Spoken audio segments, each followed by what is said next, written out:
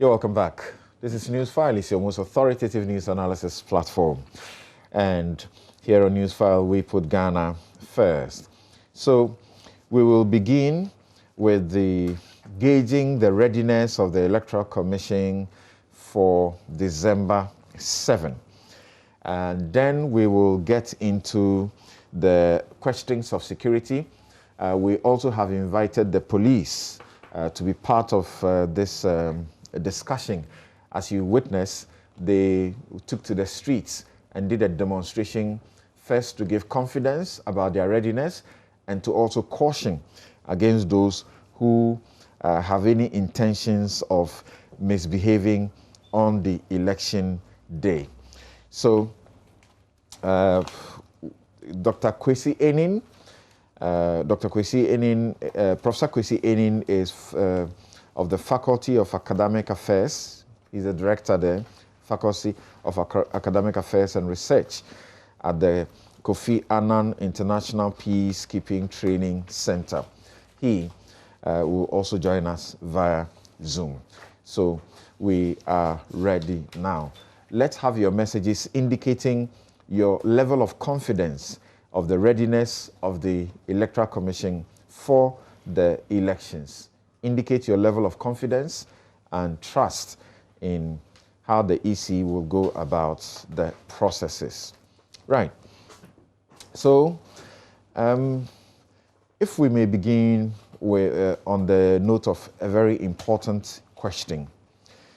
The EC intends to reduce rejected ballots. Rejected ballots have done better than some presidential candidates in this election before, in elections in this country before. How exactly is the EC pursuing this? It's very important. Thank you, my brother and Samson, and good morning to the listeners and the viewers. The ballot paper has been designed such a way that there's a huge dark line in between the various candidates. So unless you intentionally want to cross over, there's no way this time your thumbprint can spill or stray to the next candidate. So that is the first thing. The designing of the ballot paper is good enough to prevent those who don't intend casting the rejected ballots. More specifically, what the EC says is that you have increased the size of the black border lines. That is exactly what I'm saying. Separating where the thumbprint should go on the ballot paper. Right. That is exactly what I'm saying. Okay. That there's a dark line in between the various candidates. So unless you intentionally want to let your thumbprint stray, there's no way, if you thumbprint for one candidate, it can spill over to the next candidate. It's not possible. Okay. This time. Right. So we understand that the boxes are larger and the black lines in between the candidate's picture, the symbols and where the thumbprint should go have also become thicker. Exactly. This will minimize the incidence of thumbprints which stray from one box into another, causing a rejected ballot. We should bear in mind that it is not all the rejected ballots that are unintentional. Okay. Some people intentionally decide to spoil their ballot. That you cannot prevent. Really? Yes. But why would anybody do that? Queue up just to spoil the ballots. There's a story. Protest. So, yes, you know, as part of my thesis, I did that in the Latin America. They can get up to 45% because they use it as a protest. And in Ghana, too, some of the candidates, some of the voters, they are giving, they are sponsored by different candidates, and they swear on oath. So for them not to be caught by the spirit, whoever is sponsored will have the vote. Right. So if they are benefited from 3 candidates, they will cast the vote for the 3 candidates. All right. If they don't do that one, so teach our audiences what they do that will result in wasting their time in the queue all day to vote. Yes. First, when you are given the ballot paper, be sure that it has been stamped, that is, it has been validated. Okay. Because if it is not validated, you thumbprint it will be rejected. Okay. 2, you are supposed to choose only one candidate. It's not like the union committee that out of the 12 presidential candidates. And parliamentary too. So when you do it, let's look at it from Congress. So depending on the number of candidates, presidential is 12. But parliamentary is between 2 and 8. So whichever the number is, you are only choosing one candidate. So you see the picture of the candidate, the symbol of the candidate, and the portion allotted for the thumbprint. You only thumbprint. And you want people to thumbprint horizontally, not vertically. Okay. If you do horizontally, it hardly strays. Okay. But if you do it vertically, but even with the new modification, if you do vertically too, but we are recommending that people should do a horizontal thumbprint. Okay. That would do. Again, you have to choose only one candidate. So if you choose more than one, it's rejected. Okay. If you don't make any mark at all, it's rejected. Then some people they will cast their vote and indicate that this ballot paper belongs to them. So that when maybe you are counting, you identify them with the ballot. That is also not allowed. Yeah, so these are some of the conditions under which a ballot paper can be rejected. Okay. So as you can see on your screens, for those of you who have the benefit of the television, you see the ballot paper. That's an example of the ballot paper, and you see the spaces that are left.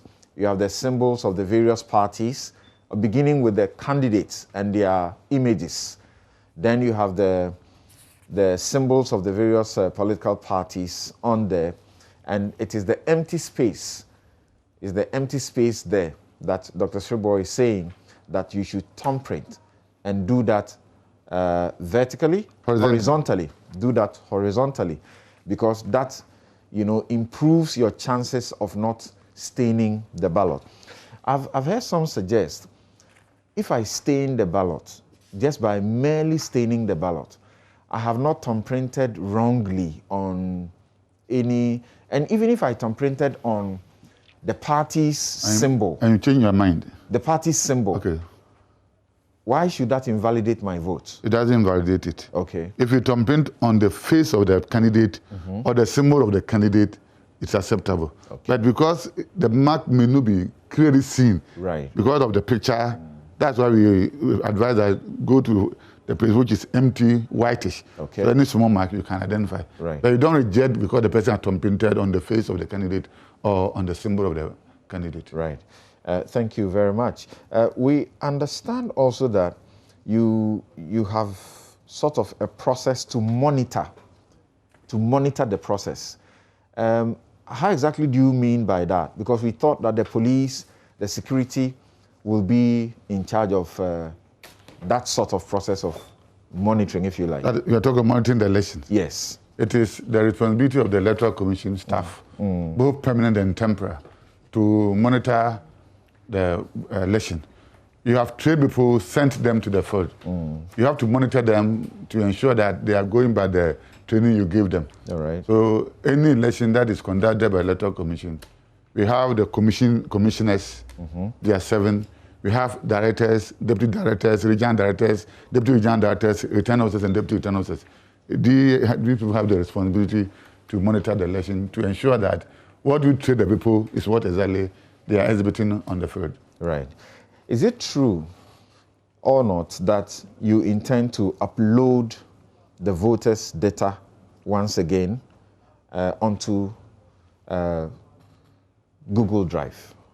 The Google Drive issue is more technical, and I am an economist, so I wouldn't want to stay into the. If I had known that, would have brought the expert or made them on standby for them to talk to them. But what I know is that we are trying to reshape it to make it more user-friendly. And technically, the political parties have the registers, and it contains every details in the register. All right. What we put on the system was rather, name reference list. But if you look at the law, technically, you have been the register.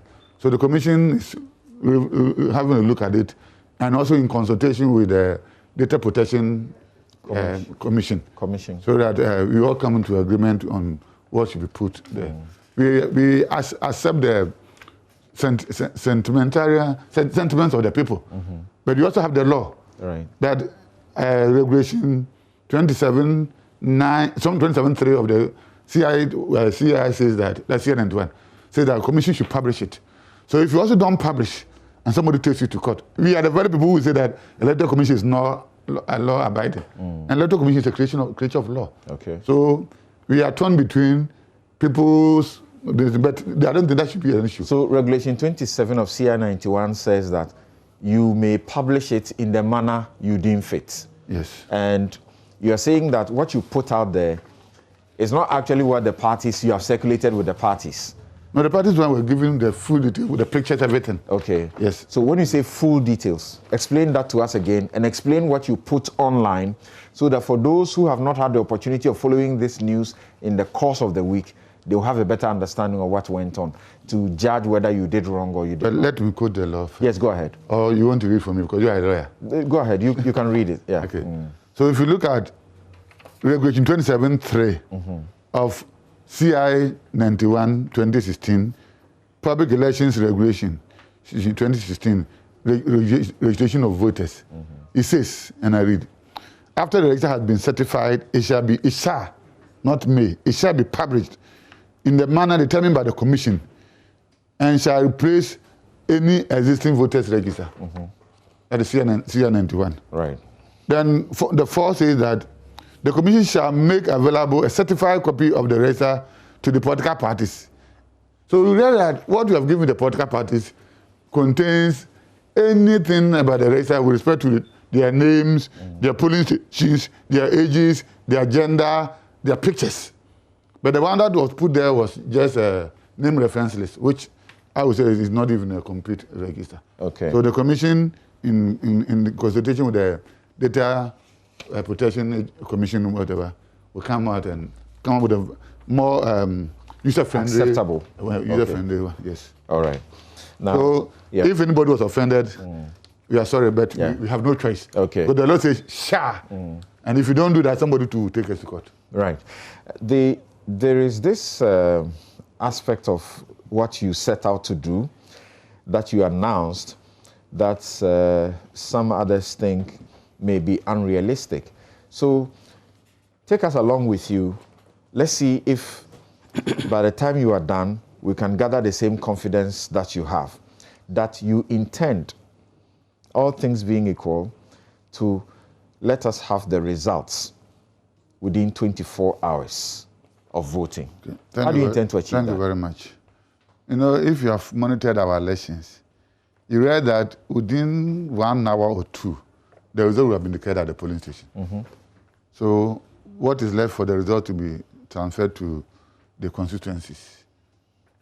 And this time, because we have also reduced the number of people at the polling station, previously we used to have more than 2,000, but this time, no polling station will have more than 750. Okay. So it will mean that even the counting will be faster than it used to be. All right. Then again, when the results are declared at the polling station, it's a manual type, so the officers should take them to the constituency centers. We have to facilitate their movement. All right. So we have thought about it, we have planned about it, and I would not want to put everything here. Yeah. But we facilitate their movement to the constituency centers. When they also get it, they also do the collation. Before they even start to get there, they would have listed the names of constituency, the polling, everything. So they will just be putting the figures there, and they will do them both manual by using the calculator and also a laptop, so that after they finish, they can do the reconciliation. Okay. When they finish, the results will be sent to the regions. Regions will also do the collations and will be sent to the office. So if you look at it critically, immediately they finish with the constituency, the rest is just communication. All right. And it shouldn't be difficult to do it. And you see, it's like your examiner saying that when you finish this paper, tomorrow I will give you the results. I will be happy to get the results. Because when we finish election and for 3 days and the results are not coming, you see the tension in the country. That's so right. we just want to reduce the tension. Okay. And we see, and we did not just come out with that planning. So we put in place administrative and logistical plan, everything. So we are convinced that all things being equal, we should be able to meet our target. So that's what you are working to. Exactly. But there's a possibility that it could go beyond that, correct? That's all things being equal. Right. No, you see, you plan and work around it. So if There are no, for example, if somebody goes and hijack the results, yes. So we are planning that if everybody commits himself or herself and support us, we should be able to achieve that target. All right. Unless somebody will intend that maybe I wouldn't want it, so I'm going to disturb the system. But with the plan and the rest, we hope that we should be able to achieve that. So you hold on there, and then let me get my guest. If they have any questions, they will throw it at you. My audience will send in questions as well. And if they have any comments, of course they do, about the developments over the period, they would also share them. Let me start with Dr. Theo Acheampong. Having listened to the Electoral Commission so far, and even before today, what's the level of your confidence? Do you have sufficient assurance that the process will be even far improved than we have had in previous election years? Has always done its job, and we must commend them, for what they've done in the past. I have no reason to doubt their ability to do a good job this time around. In fact, when you look at the voter registration exercise that was carried out, and the whole issue with COVID, etc., they still managed to do that quite satisfactorily. And I don't think that, there would be any issues that would then necessitate the EC having to unduly delay the release of the results. So I have every confidence and assurance that the EC would actually do its job. And the 24-hour timeline that they've given is also fairly realistic. Remember that even some of the parties or political parties are able to even collate the results within 5 or 6 hours of the election closing. And that's facilitated by technology being available. If you look at most parts of the country, you have good 3G, or in the metropolitan areas, 4G internet connectivity. So I don't think that it should be that difficult declaring the election results within a 24 to 48-hour window. And like Dr. Kweku rightly said, it will help bring a lot of the tension and potential, acrimony that often characterizes the nature of this debate. On the issue of the upload of the voters register. So Dr. Acheampong, I remember how the NPP was able to do this so well in 2016, and all of us began to complain that even the NPP, a party, was capable of doing this, and the EC, that gets all the resources so much and has the command over the process, is unable to do even better than the NPP. So we should expect the EC to actually deliver within 24 hours. Yes, but remember that the EC is also a creature of law, and there are steps that they have to go through to ensure that everything has been certified, the processes have been followed, and eventually the right results are declared. So unlike the political parties who probably have agents at each and every one of the over 30,000 police stations and can immediately send a text message once the results are declared at the polling stations, the EC, by process and by law, has to also make the declaration at the constituency level, subsequently regional level, and then eventually the national level. Right. And that, takes a bit of time to resolve. But having moved from declaring results in 3 to 4 days to doing that within a day or two, I think is a good improvement over the process. And in any case, we kind of often know who has won or is winning the election, usually a few hours after the results are declared via the exit polls, or subsequently also by what has been declared at the polling station level. I even know of models that exist that allows people, you can even predict who has won with about 30% or so of the votes, collated. So, of course, there's also the factor. This is your election headquarters, and you know how we do it. if the EC delays and we have the information long before they have, and then they delay, we will put the certified results together, and our audiences, as always, will have them by way of projecting. So the point really is that besides the EC, there are other media houses, people, individuals, including the political parties, that are able to independently collate the results. But the power to declare who has won is solely the mandate of the EC, and they have to go through the process. You were going to your comment on the data upload. It's a good improvement.